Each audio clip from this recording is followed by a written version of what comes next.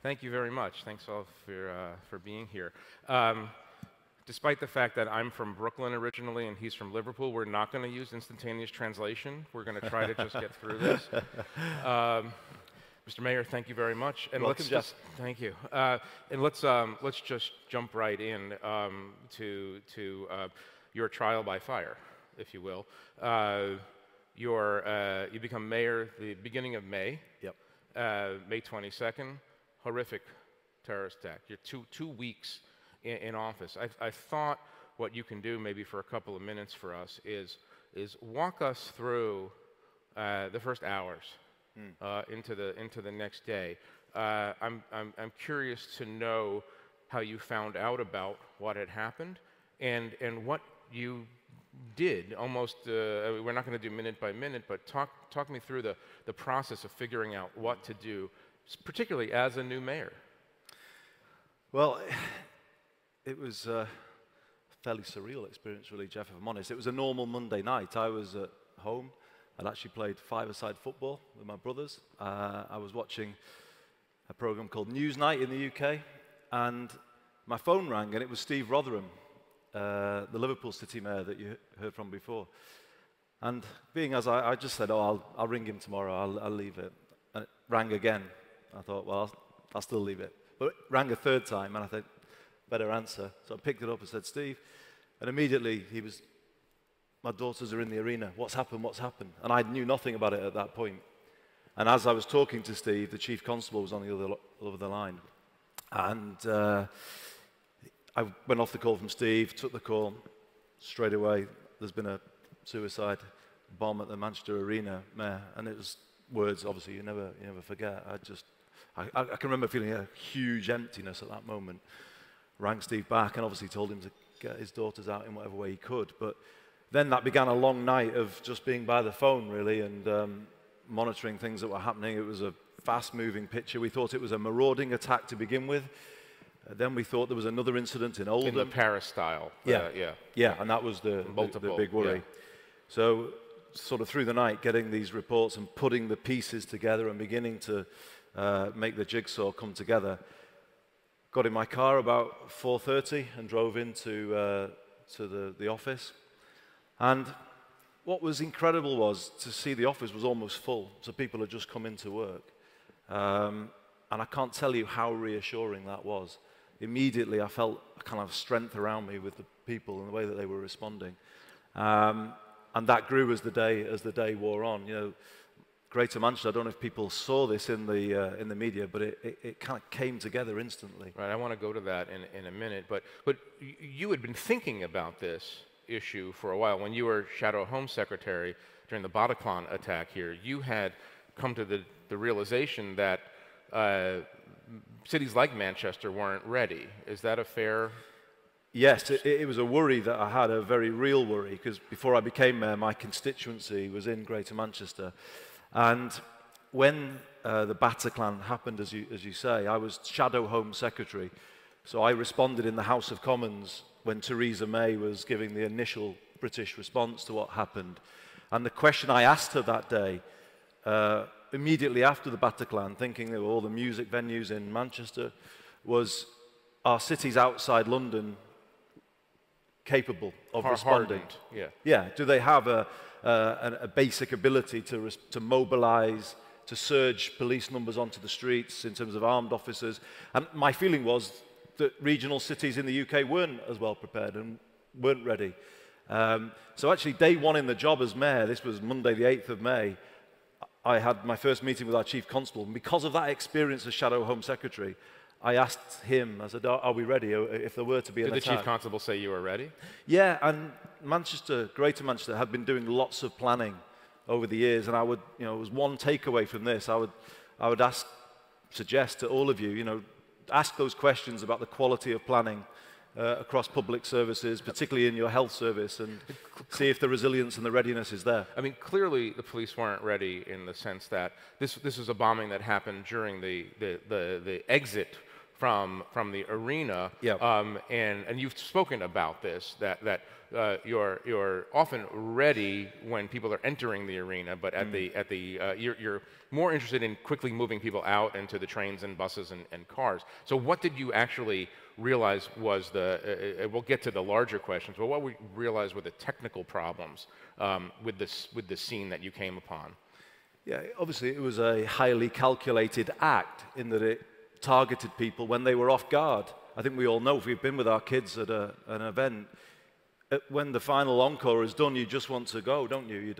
The security isn't there at the end because they just want the crowds to move away. And I think, this was calculated in that I think he knew or guessed that people would be off guard. What are you doing differently now at big events? Well, we obviously reviewed security at the arena and all of the major events across Greater Manchester. And again, it's that culture. Shouldn't we do more at the end of the night as well? There's been a suggestion sometimes that when searches are done when people are going into events, it's more for revenue protection rather than looking for knives and guns. It's more about, are you bringing food and drink into the venue? So I think more focus on weapons maybe and security in terms of the whole culture of the security operation is something that needs to be considered. What is the root cause of that attack? I mean, it's almost impossible to kind of imagine how somebody could do that. Target young women and girls on a night out at a place like that. This was a Manchester-born, Libyan descent. Yes. Unthinkable evil, utterly abhorrent. There is no explanation. It's pure perversion, I think, of thinking that gets somebody to that position. Where do you fall? Because we are, as a society, we're diverse. We're an open, diverse society. I don't think you could say that people have, major levels of kind of daily discrimination. Of course, there's discrimination that still takes place, but Manchester is a very inclusive, very diverse city, and has always had that ethos. So, you couldn't sort of say it was something down to something about What do you think triggered this bomber? I just think as I say, I can't put my head into there. I can't see any way in which you can end up saying that the right thing to do is to blow up kids at the arena. We're obviously been for quite a while having a debate in the United States about how to label this phenomenon, how to label this problem. You remember this from the last presidential election, obviously. You're on the side of people who say, don't call this Islamist extremism? I am. Talk about that a little bit. Yeah, I think it's problematic, isn't it, to call it Islamic terrorism, because we're dealing with extremism here. We're dealing with people who do not represent the mainstream of their community. So to kind of brand it Islamic terrorism, it creates such despondency in the Muslim community, as though that everybody's being branded with that kind of tag. And I said after the attack, I was very conscious, both in terms of providing immediate reassurance, but I also knew I had to pull people together. I had to find words that would unify. And one way I did that, knowing that Greater Manchester has a large Muslim community, I said that this individual didn't represent the Manchester Muslim community in any way, in the same way that the person who killed my friend Joe Cox didn't represent the Christian community in West Yorkshire. These are extremists. They are not representatives of their community by definition. And I think it's really important to isolate them in that way, to allow the majority to come together across different faiths and different political views. The Manchester Muslim community is fairly large. Do you think that they are responding in a way that's helpful to make sure that the extremists are weeded out? And let me add one thing onto that. What do you do in your relations with this very large community to encourage integration? They've responded magnificently, to be honest. So there was an immediate a kind of show of support. The community was very visibly came to the place where flowers were being laid. Some Muslim leaders in the community, and yeah, there's a lot of work underway to. What sort of work? Well, we are now beginning a commission, which is difficult, but I think is needed, where we're saying that extremism is on the rise in all communities. It doesn't belong to any one community particularly, but we all have to do more to call it out. And we have to begin with family, with community, and ask all organizations, faith organizations, community organizations, to develop protocols to deal with extremism the minute they see it. They, call it out the minute you see it. And sometimes that might not mean going straight to the police, but having better ways of challenging that kind of behavior when it's first seen. Because there's nobody who would do something like this that wouldn't be known to hundreds of people in their family and their community, and it's empowering people at that level to speak out. Right. You, I mean, Manchester is famous for the concert after the concert in a way, that the community came together in a very, very large way. But there was also some criticism of the response of Manchester, which is to say, on the more conservative side, people said, oh, we have this terrible attack, and then you light some candles and have some songs, and then not grappling with the reality of what we're facing. Talk about that criticism. Well, one of the first big decisions that had to be made, which I did together with the leader of Manchester City Council, Sir Richard Lees, was whether or not we would hold a vigil immediately after. And we decided it was the right thing to do because people kind of were wanting to come together. But I got all of this then abuse straight away on Twitter. Oh, great, that's really going to help, isn't it? Holding hands and lighting candles, and as you say. But it was the best call that we made immediately because people did want to come together, and it established the mood of the majority, which is we are not going to let these people win. They want a cycle of violence. They want division. So don't give them what they want. Don't lash out. Don't use this language that then fuels and inflames everybody on both sides. Actively say that we will come together as a community. And so that's my answer to those people who say, candles are no good. Terrorists and extremists want a cycle of violence. They want a reaction from the other side. They want to feed off that kind of cycle. And you mustn't give it to them. Don't change the way you live. Don't hate each other. Stick together. That's the best possible response to them. President Trump has made comments about the British response to terrorism. He's made comments just in the last little while about the rise of crime, associating the rise of crime in the UK with Islamic extremism. What do you say to that? I just find it unbelievable. When I was in the midst of what we were dealing with, and he said things that were deeply unhelpful, and Sadiq Khan, he attacked Sadiq personally in the middle of issues he was dealing with. I mean, what's wrong with this individual? I mean, how can you attack a mayor in the middle of that situation?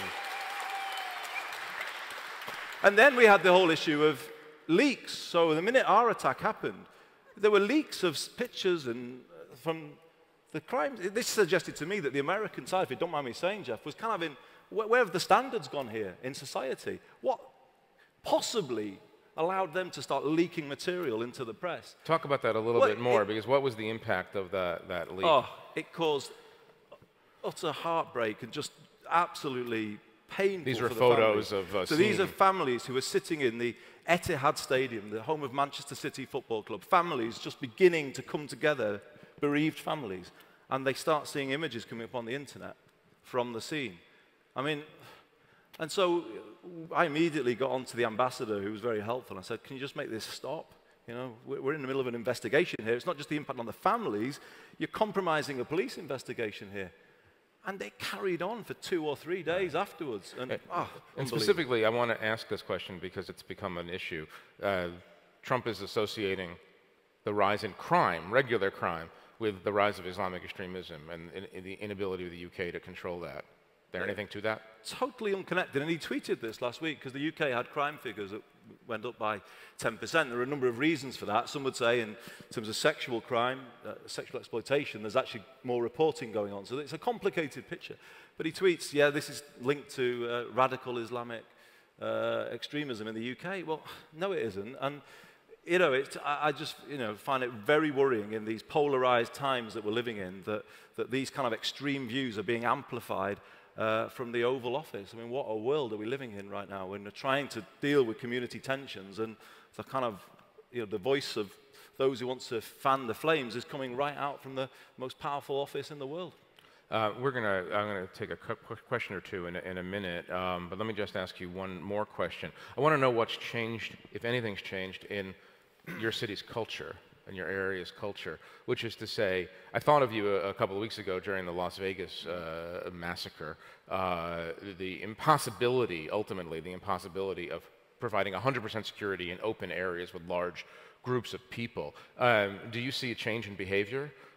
People scared to go to large events now? What are you trying to grapple with in that area? No, that really hasn't happened. I mean, there was nervousness immediately after the attack, but people may remember Ariana Grande came back to Manchester within 2 weeks and held the One Love Manchester concert, and it was absolutely full. And many of the people who'd been at the arena for her original show came back that night. My own daughter went to the arena on Friday, just gone to watch. How old? 15. Went by herself. I mean, she did, yeah. And we thought about it, but no. And people have. I mean, it's been part of Manchester is a defiant place. You know, it's a strong place, and people understood that they wanted to stop us living our lives. They understood that very clearly. They wanted to divide us, to make us fearful, and they were having none of it. So it has been part of a kind of sense of togetherness and defiance. And the response actually has been to pull the place together. There has been journalists who were there remarked that it was the best response they'd ever seen from a city to terror, and I took great pride in that. And people were doing acts of kindness on the street, and there is still a sense of that around. You know, it kind of made people reevaluate a little bit and say, hang on a minute, we need to pull back together a bit here. And you know, we've had a book just published last week which commemorates the poem that was given at the vigil. And that's raising funds for the families and for homelessness. So the city is kind of coming together behind these causes now. And it's healing, we're recovering. It's very difficult, particularly for the families who I speak to a lot. But we're a strong place and we'll get through it. Right. So if there's a continuum of Americans, you're more pro Ariana Grande than you are Donald Trump. Are you picking that up? Yeah, we are. No, that's why I'm the editor. Yeah, because she's been given the freedom of Manchester, so that tells you. I get all the nuance that's coming through. I want to take a question. Oh, it's right here. Thank you. Could you just identify yourself before you ask your question? Yeah, my name's Rebecca Skeller. I work at the Institute for Strategic Dialogue in London. I run a network for cities, specifically looking at counter-radicalisation initiatives at the local level. My question for you, Andy, is what do you think the UK government have done successfully in terms of prevention efforts, and what power do you think that you as a mayor have in influencing what are top-down directives around counter-terrorism, specifically prevention efforts? Yeah. I mean, the PREVENT programme was touched on in the session but one before. And I think you need an anti-radicalisation programme that the government run and the security services run. But it will only work if there is buy-in to that program from the grassroots and that people kind of trust it.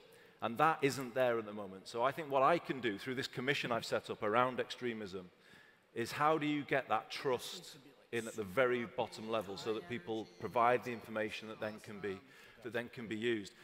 The bigger answer to your question, I think, is around young people actually and young people's opportunity. Because I think in the end, you've got to work to bring all people from the city together and break down the divides that exist between different communities. And so I'm having a big focus on young people's opportunity. I'm bringing through a free travel scheme.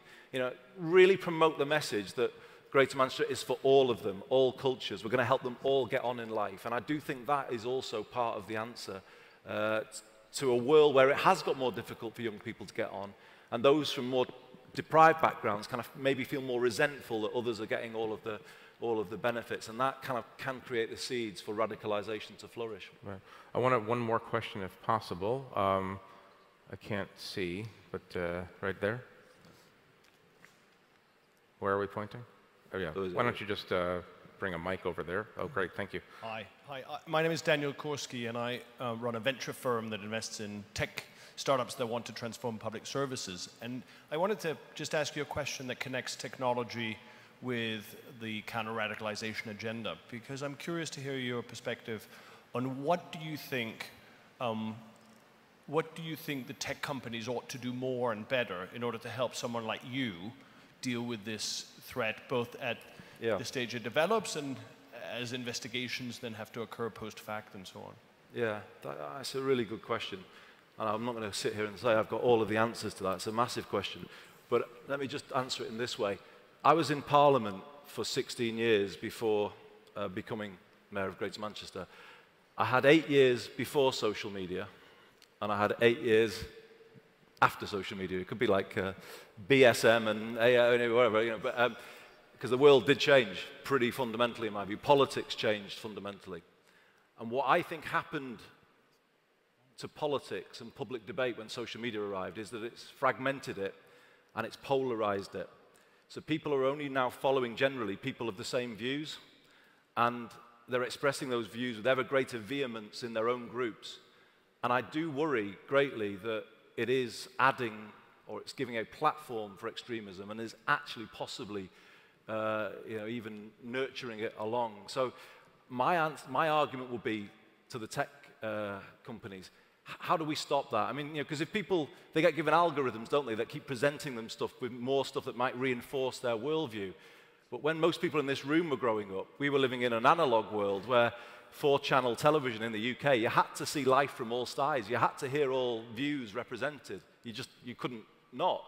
But I think something is changing here where people are living in smaller fragments, and they're kind of getting stronger views fed back to them all the time. And I think the tech companies do have a responsibility here to allow people to get a kind of broader, more balanced picture of what's going on in the world. And I don't know how that's done, and I do think it links to this question of algorithms and all the rest of it. But I think there needs to be more responsibility, I think, from particularly social media companies when it comes to not providing a platform for extremism. Mr. Mayor, thank you very Thank much you. for this conversation. Yeah. Great. Thanks very much.